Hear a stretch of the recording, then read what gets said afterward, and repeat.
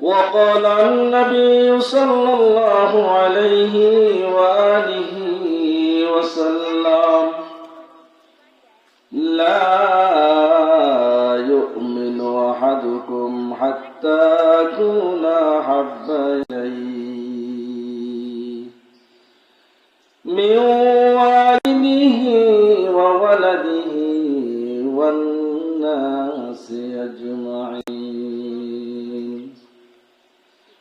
أو كما قال النبي عليه الصلاة والسلام. اللهم صل على روح محمد في الأرواح وعلى جسد محمد في الأجساد وعلى قلب محمد في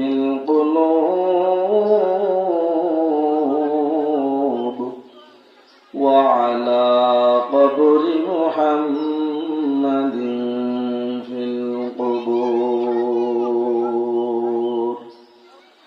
صدق الله مولانا العظيم وصدق رسوله النبي الكريم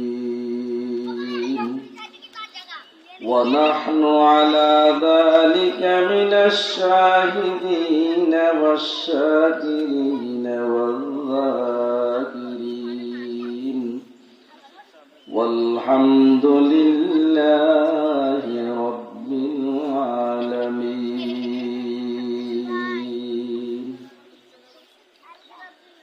तकबीर में कलमा में नमाजों में यज़ा में हाय नाम इलाही चमला नाम मोहम्मद हाय नाम इलाही चमला नाम मोहम्मद.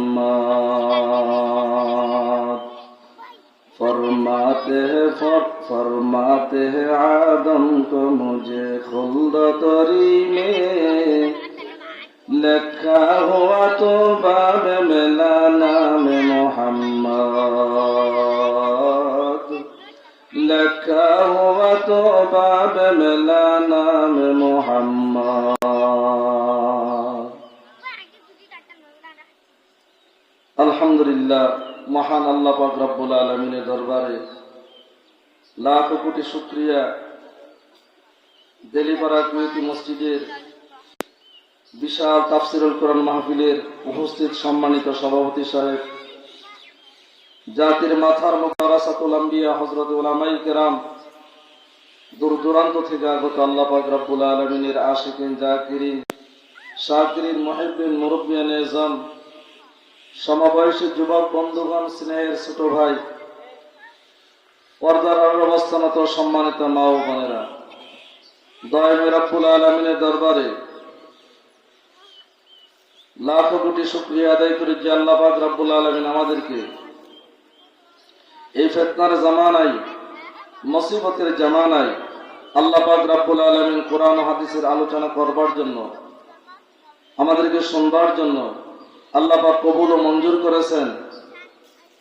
মুসলমান হিসাবে নেয়ামতের শুকর আদায়ার্থে ইমানের আওয়াজকে উঁচু করে এক বাক্যে উচ্চস্বরে কালিমাতুশ শুকর উচ্চারণ করি আলহামদুলিল্লাহ।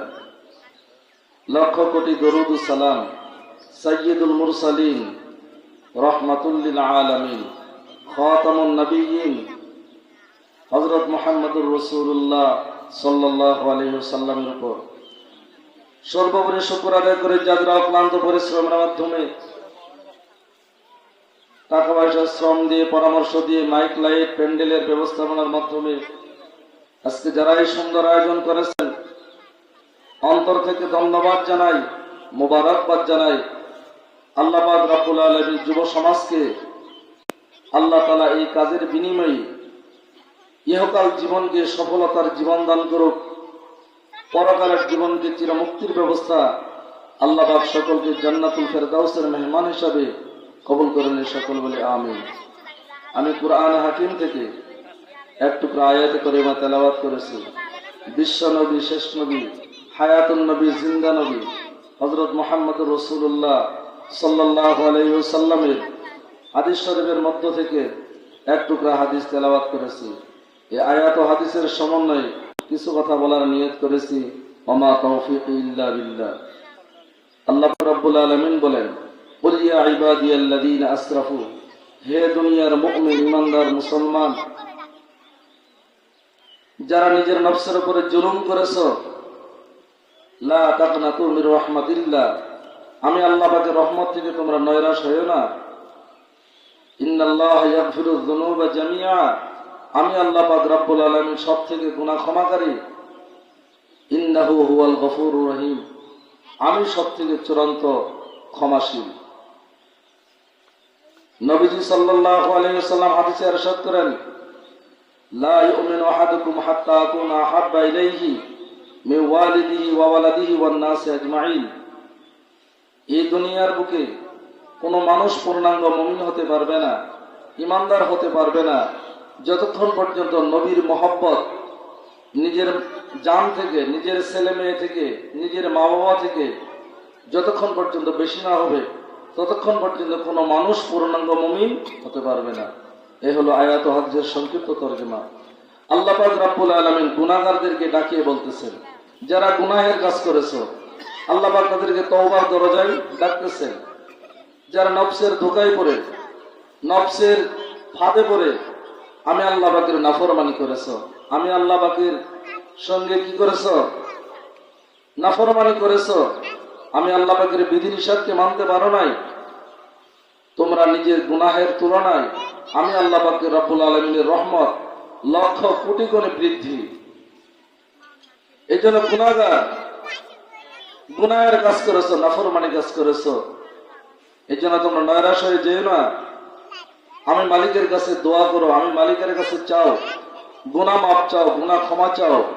আমি আল্লাহ পাক রব্বুল আলামিন অবশ্যই তোমাদের সেই গুনাহকে আমি আল্লাহ ক্ষমা করে দেব। সুবহানাল্লাহ। এই জন্য আল্লাহ পাক রব্বুল আলামিন ডাকে বলতেছেন, ও দুনিয়ার মুসলমান ইমানদার যারা শয়তানের ধোঁকায় পড়ে গুনাহের কাজ করলা, শয়তানের ধোঁকায় পড়ে আমি আল্লাহ পাকের নাফরমানি করলাম, শয়তানের ফেরে পড়ে আমি আল্লাহর সঙ্গে নাফরমানি করলাম, ওরে বান্দা আয় আয়, আমি আল্লাহর কাছে বান্দা তুই ক্ষমা চা, আমি আল্লাহর কাছে তুই মাফ চা। আমি আল্লাহ পাক রব্বুল আলামিন তোমাদেরকে এত মহব্বত করি, আমি আল্লাহ তোমাদেরকে এত ভালোবাসি, আর কাউকে এত ভালোবাসি না। আমি আল্লাহ মুমিন বান্দাদেরকে যেই পরিমাণে ভালোবাসি, মুমিন বান্দীদেরকে আমি আল্লাহ যেই পরিমাণে ভালোবাসি, আর কাউকে আমি আল্লাহ এত ভালোবাসি না। আমি আল্লাহ এত মহব্বত আর কাউকে করি না, কারণ আমি আল্লাহ পাক রব্বুল আলামিন দুনিয়ার জমিনের ভিতরে, আমি আল্লাহ পাক রব্বুল আলামিন আমার মুমিন বান্দার বান্দীগুলা যখন গুনাহ করার পরে ওই বান্দার বান্দীগুলা যখন নিজের চোখ থেকে পানি প্রবাহিত করে আমি মালিকের কাছে যখন দোয়া করে, আমি মাওলার কাছে যখন ক্ষমা চাই, চোখ থেকে পানি প্রবাহিত করে আর ওই বান্দার চোখের পানিগুলা নাকের ডাবায় আসতে দেরি হয়, আমি আল্লাহ পাক রব্বুল আলামিন বান্দার মনের আশাগুলো পূরণ করে দেই। সুবহানাল্লাহ। এই জন্য বান্দা তুমি যত গুনাহের কাজ করো না কেন, যত পাপ করো না কেন, যত নাফরমানি করো না কেন, বান্দা আমি মাওলার কাছে চাও, আমি মাওলার কাছে ক্ষমা চাও, আমি আল্লাহ পাক রব্বুল আলামিনের কাছে তুমি মাফ চাও, আমি আল্লাহর কাছে তুমি ক্ষমা চাও, আমি আল্লাহ পাক রব্বুল আলামিন অবশ্যই তোমাদেরকে ক্ষমা করে দেব। সুবহানাল্লাহ। মুসলিম শরীফের বর্ণনা, আল্লাহর নবী সাল্লাল্লাহু আলাইহি সাল্লামের হাদিস, এক আল্লাহর বান্দা 99টা পর্যন্ত কি করেছে? খুন করেছে। খুন করার পর ওই বান্দার ভিতরে কি আসলো? এই চেতনা ফিরে আসলো, আমি যত গুনাহের কাজ করলাম, এত বড় আমি খুনি হইলাম, 99টা পর্যন্ত আমি খুন করলাম, মাওলার দরবারে আমি কি হিসাব দিব? যে খুনগুলা করলাম নিজের পরিবারের জন্য, নিজের ছেলে মেয়ের জন্য, নিজের সংসার জীবনকে সুন্দর করার জন্য, আমি বান্দা এত গুনাহের কাজ করলাম, আমি বান্দা এত নাফরমানি কাজ করলাম। ওই বান্দার ভিতরে চেতনা ফিরে আসলো। ফিরে আসার পরে ওই বান্দাটা গ্রামের ভিতরে একজন আল্লাহওয়ালা ব্যক্তির কাছে গিয়ে বলল, রে আল্লাহর বান্দা, আমি বান্দা এত গুনাহের কাজ করেছি, আমি এত নাফরমানির কাজ করেছি, আল্লাহ বুঝি আমাকে মাফ করবে কিনা। 99টা পর্যন্ত আমি কি করেছি? খুন করেছি, আমার মাওলা আমাকে ক্ষমা করবেন কিনা। ওই বান্দা বলল, না না, এতগুলা গুনাহের কাজ করার কারণে আল্লাহ পাক রব্বুল আলামিন আপনাকে ক্ষমা করবেন না। এই কথা বলার পরে রাগান্বিত হই বান্দাকে কি করলেন? ওই বান্দা খুন করে দিলেন। নাউযুবিল্লাহ।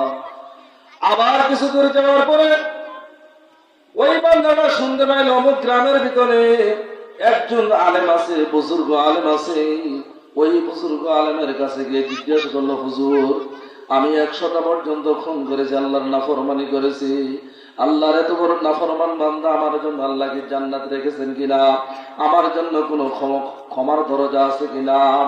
ওই আলেম বলল, ঠিক আছে, তুমি যদি খালেজ দিলে মাওলার কাছে তওবা করতে পারো, খালেজ দিলে যদি কি করতে পারো? ক্ষমা চাইতে পারো।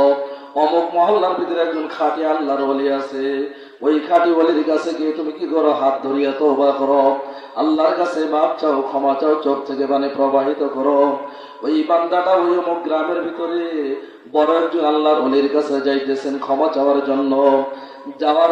যাওয়ার পথেই রাস্তা যখন হাঁটা শুরু করে দিলেন, কিছু দূর যাওয়ার পরে মালাকুল মউত সামনে এসে হাজির হয়ে গেল। রে আল্লাহর বান্দা, দাঁড়াও, আল্লাহ পাক রব্বুল আলামিন তোমাকে নিয়ে যাওয়ার জন্য বলেছেন, তোমার রূহটাকে কবজা করার জন্য বলেছেন। আমি মালাকুল মউত এসেছি তোমাকে নেওয়ার জন্য।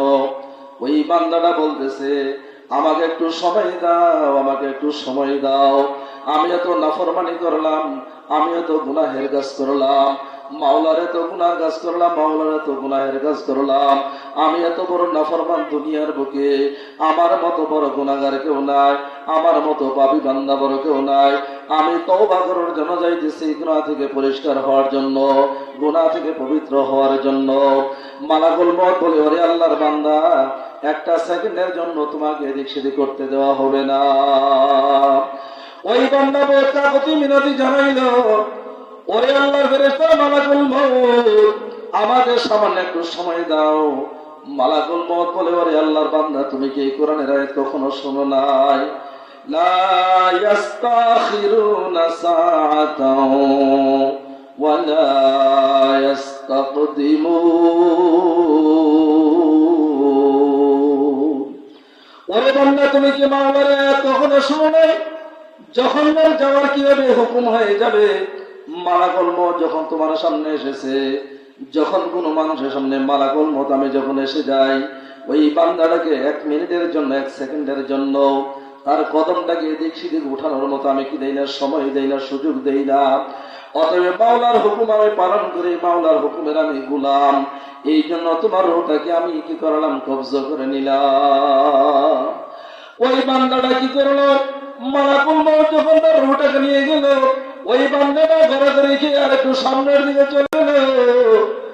যাওয়ার পরে দেখা যায় আযাবের ফেরেশতা এসে বলতেছে, এই বান্দাকে জাহান্নামে ফেলতে হবে। রহমতের ফেরেশতা এসে বলতেছে, না না, এই বান্দাকে জান্নাতে নিয়ে যাওয়া হবে। ওই ফেরেশতাদের মধ্যে তর্ক হয়ে গেল। এই ব্যক্তিরা সারাটা জীবন গুনাহের কাজ করেছে, এই ব্যক্তিরা সারাটা জীবন নাফরমানি কাজ করেছে, আল্লাহর হুকুম বলতে কোনো কিছুই মানে নাই। ওই বান্দাটা কখনো নামাজ পড়ে নাই, ওই বান্দাটা কখনো আল্লাহর হুকুম মানে নাই, ওই বান্দাটা কখনো পশ্চিম দিক হুজুরটাও কখনো পড়ে নাই। অতএব বান্দাটা 100টা মানুষ খুন করেছে। এই ব্যক্তিটার জন্য ঠিকানা হলো চিরস্থায়ী জাহান্নাম। আমরা তাকে জাহান্নামের দিকে নিয়ে যাওয়া হবে। আবার রহমতের ফেরেশতারা বলে, না না, এই বান্দাটাকে জান্নাতের দিকে আমরা নিয়ে যাব, জান্নাতের মেহমান। ফেরেশতাদের ভিতরে তর্ক শুরু হয়ে গেল। আল্লাহ পাক রব্বুল আলামিন ফেরেশতা আরেকজনকে কি করলেন? পাঠিয়ে দিলেন। ওই রাস্তাটা মাপো, ওই বান্দাটা আলেমের বাড়িটা কাছে নাকি তার বাড়িটা বেশি কাছে। মাপিয়া দেখা গেল আলেমের বাড়িটা একেবারে নিকটবর্তী, তার বাড়ি থেকে অনেকগুলা দূরে। আল্লাহ পাক রব্বুল আলামিন হুকুম করলেন, ফেরেশতা, আমার এই বান্দাটা গুনার কাজ করেছিল, নাফরমানি কাজ করেছিল, তওবা করার জন্য আলেমের বাড়িতে যাইতেছে। আমি মাওলার হুকুম হয়েছে, মালাকুল মউত তার কাছে গিয়েছি, তার ওটাকে নিয়ে যাওয়ার জন্য বলেছি। দেখো আলেমের বাড়ি কাছে নাকি তার বাড়িটা বেশি কাছে। মাপিয়া দেখা গেল আলেমের বাড়ি একেবারে কাছে। আমার আল্লাহ পাক রব্বুল আলামিন বলে, জিব্রাইল বলো আমার ওই বান্দার বাড়িটা আলেমের বাড়িটা কাছে নাকি তার বাড়িটা কাছে। জিবরিল আমিন বলতেছে, ও মাওলা, আপনার ওই বান্দাটা মালিমের বাড়িটা তার জন্য একেবারে কাছে, তার বাড়িটা বড় দূরে। এই কথা বলার সঙ্গে সঙ্গে আমার মাওলা বলতেছেন, আমার বান্দারা যখন নাফরমানি করেছে, গুনাহের কাজ করেছে, তওবা করার জন্য আলেমের দরবারে যাইতেছে, যদিও তার মালাকুল মউত এসেছে, হুকুম হয়েছে, বান্দা আলেমের বাড়ি কাছে হওয়ার কারণে আমি আল্লাহ পাক রব্বুল আলামিন বান্দার চিরজীবনের গুনাহগুলো মাফ করে দিলাম। সুবহানাল্লাহ। এই জন্য দেখেন কিয়ামতের ময়দানে আল্লাহ পাক রব্বুল আলামিন আমার আপনার থেকে ওসিলা তালাশ করবেন, মাধ্যম তালাশ করবেন, বান্দাকে মাফ করে দেওয়ার জন্য, বান্দাকে ক্ষমা করে দেওয়ার জন্য। দুনিয়ার বুকে একজন আল্লাহর বান্দি ছিল, যত গুনার কাজ আছে একটাও বাকি ছিল না। পতিতালয়ে কাজ করতো, দেহে বয়সেই ছিল। আর ওই আল্লাহর বান্দি, গুনাহগার বান্দিটা রাস্তা দিয়ে হেঁটে যাচ্ছে, দেখতেছে একটা কুকুরের বাচ্চা কুয়ার পারে পানি খাওয়ার জন্য ছটফট করতেছে। আর ওই আল্লাহর নাফরমানি বান্দিটা নিজের ওড়নাটাকে কুয়ার ভিতরে ফেলে দিয়ে কুকুরের মুখে চিবিয়ে এরকম ভাবে পানি পান করা দিয়েছে। আমার মাওলা ডাক দিয়ে বলে, রে বান্দি, সারাটা জীবন তো গুনার কাজ করলি, সারাটা জীবন তো তুই আমি আল্লাহর নাফরমানি করলি, শেষ সময় এসে আমি মাওলাকে মনটা বড় খুশি করে দিলি। আমার কুদরতি অন্তত তো ঠান্ডা হয়ে গেল, আমি কুদরতি অন্তত কি হয়ে গেল, ঠান্ডা হয়ে গেল। রে বান্দি, এমন একটাই কাজ করলি, আমার একটা মাখলুকে তুই কি করলি, উপকার করলি। একটা ক্ষুধার্ত কুকুরের বাচ্চাকে তুই কি করলি, পানি পান করাইলি। আমি আল্লাহ খুশি হয়ে তোর চিরজীবনের গুনাহগুলো মাফ করে তোকে আমি খাঁটি বান্দা হিসেবে কবুল করে নিলাম। সুবহানাল্লাহ। এই জন্য দুনিয়ার মুসলমান ইমানদার আমার আপনার যত গুনাহ করে না কেন, যত নাফরমানি করে না কেন, মাওলার কাছে কি করা, তওবা করা, মাওলার কাছে কান্নাকাটি করা। ওরে দুনিয়ার মুসলমান ইমানদার মা বোনেরা, পর্দার আলোর অবস্থানরত মা বোনেরা, এত গুনাহের কাজ করতেছি, এত নাফরমানি কাজ করতেছি। ওরে মা বোনেরা, এক সময় আপনি স্বামীর ঘরে লাল শাড়ি পরে এসেছিলেন, আবার ওই আপনার স্বামীর ঘর থেকেই 5টা সাদা কাপড়ের প্যাকেট বানায় আপনার স্বামীর ঘর থেকে আপনাকে বের করা হবে। আপনাকে কেউ আটকে পারবে না। ছেলে কান্না করবে, আম্মু আম্মু বলে কান্নাকাটি করবে। নিজের কলিজার টুকরা মেয়ে তো আম্মু আম্মু বলে কান্নাকাটি করবে। স্বামীও রাখতে পারবে না, ছেলে মেয়েও রাখতে পারবে না। ওরে মা বোনরা, দুনিয়ার ভিতরে মাওলাকে মানেন, মাওলার হুকুম মতো চলার জন্য চেষ্টা করেন, আল্লাহর নাফরমানি কাজটা ছেড়ে দেন, 5 ওয়াক্ত নামাজ নিজের জীবনের সাথী বানিয়ে দেন। কারণ দৈনন্দিন কবর আমাকে আপনাকে ডাকিয়ে ডাকিয়ে বলতে থাকে, ওরে দুনিয়ার মানুষ, ও দুনিয়ার মানুষ, তোমরা কি চিন্তা করো আমি কবর বড় ভালো জায়গা নয়, আমি কবর বড় খারাপ জায়গা।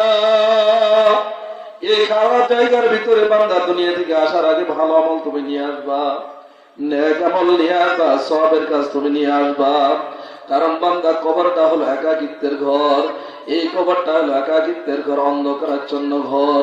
এই জন্য মায়ের নবী সাল্লাল্লাহু আলাইহি ওয়াসাল্লাম বলেন, 5টা জিনিস বেশি বেশি উম্মতের মাঝে কি করবা, আলোচনা করবা। 1 নম্বরে মউতের আলোচনা বেশি বেশি করে করবা। কারণ মউত এমন একটা খারাপ জিনিস, মউত এমন একটা জিনিস যেই মউতের জন্য বান্দা আল্লাহর নবী সাল্লাল্লাহু আলাইহি ওয়াসাল্লাম দৈনন্দিন 20 বার করে কি করতেন, মউতকে স্মরণ করতেন। ওরে দুনিয়ার মুসলমান ইমানদার মা বোনরা, আমিও তো মুসলমান, আমিও তো মানুষ, আমি মউতকে দিনে কতবার করে স্মরণ করি, কতবার করে আমি স্মরণ করি। মউতের যে বান্দার কি থাকবে, স্মরণ থাকবে। যেই বান্দা মউতের স্মরণ করবে, ওই বান্দা কখনো নামাজ তরক করতে পারবে না। যেই বান্দা মউতের ভয় থাকবে, ওই বান্দা কখনো আল্লাহর নাফরমানি করবে না। মউতের যে বান্দার বান্দির ভিতরে ভয় থাকবে, ওই বান্দার দ্বারা কখনো গুনাহের কাজ সে কখনোই করবে না। এই জন্য দুনিয়ার মুসলমান ইমানদার, মউতকে বেশি বেশি করে কি করো, ভয় করো। মউতের মুরাকাবা করো, মউতকে বেশি বেশি করে ভয় করো। 2 নম্বরে মুসলমান ইমানদার, কবরকে তোমরা কি করো, ভয় করো। এই কবর বলো ভালো জায়গা নয়, এই কবর বড় অশান্তির জায়গা। যদি নেক আমল নিয়ে যাইতে পারো, ভালো আমল যদি নিয়ে যাইতে পারো, তাহলে ওই কবর আমার আপনার জন্য কি হবে, জান্নাতের বাগানে পরিণত হয়ে যাবে। আমার মায়ের নবী বলেন, আল কবরু মিন রিয়াজিল জান্নাহ, আল কবরু মিন রিয়াজিল জান্নাহ। কবরটা কাহার জন্য হবে? জান্নাতের বাগান। আবার এই কবরটা হবে কাহার জন্য? জাহান্নামের গর্ত। নাউযুবিল্লাহ। এই জন্য কবরকে জান্নাতের বাগান করতে চাইলে, কবরকে জান্নাতের বাগানে পরিণত করতে চাইলে রে মুসলমান, গুনার কাজ ছেড়ে দাও। মা বোনরা, গুনার কাজ ছেড়ে দাও, আল্লাহর নাফরমানির কাজ ছেড়ে দাও। বেশি বেশি করে নেক আমল করো, বেশি বেশি করে মাওলার কাছে ক্ষমা চাও, বেশি বেশি করে মাওলার কাছে কান্নাকাটি করো। গুনার কাজ করেছ, নাফরমানি কাজ করেছ, রাত্রে বেলা তাহাজ্জুদের নামাজ করিয়া মাওলার কাছে হাত দুটো উত্তোলন করিয়া মাওলার কাছে কান্নাকাটি করো, মাওলা আমার মতো গুনাহগার বড় কেউ নাই, আমার মতো পাপী বড় কেউ নাই, আমার মতো বড় নাফরমান কেউ নাই। মাওলা আপনি আমাকে ক্ষমা করিয়া দিন, মাওলা আমাকে মাফ করিয়া দিন। যেই বান্দা মাওলার কাছে হাত দুটো উত্তোলন করে মাওলার কাছে কাঁদে, যেই মা বোনরা মাওলার কাছে কাঁদে, আল্লাহ পাক রব্বুল আলামিন বলেন, ইন্নাহু হুয়াল গফুরুর রহিম। অবশ্যই অবশ্যই আমি আল্লাহ পাক রব্বুল আলামিন ওই বান্দার বান্দীদেরকে চিরজীবনের গুনাহ আমি আল্লাহ মাফ করে দিলাম। সুবহানাল্লাহ। এই জন্য যে কথাগুলোকে বললাম, সর্বপ্রথম আমাকে, আপনাদের সবাইকে, পর্দার আড়ালে অবস্থান মা বোন সবাইকে আল্লাহ পাক রব্বুল আলামিন আমল করার জন্য তৌফিক দান করুন। আমিন। ওয়া আখিরু দাওয়ানা আলহামদুলিল্লাহি রাব্বিল আলামিন। আসসালামু আলাইকুম ওয়া রাহমাতুল্লাহি ওয়া বারাকাতুহু।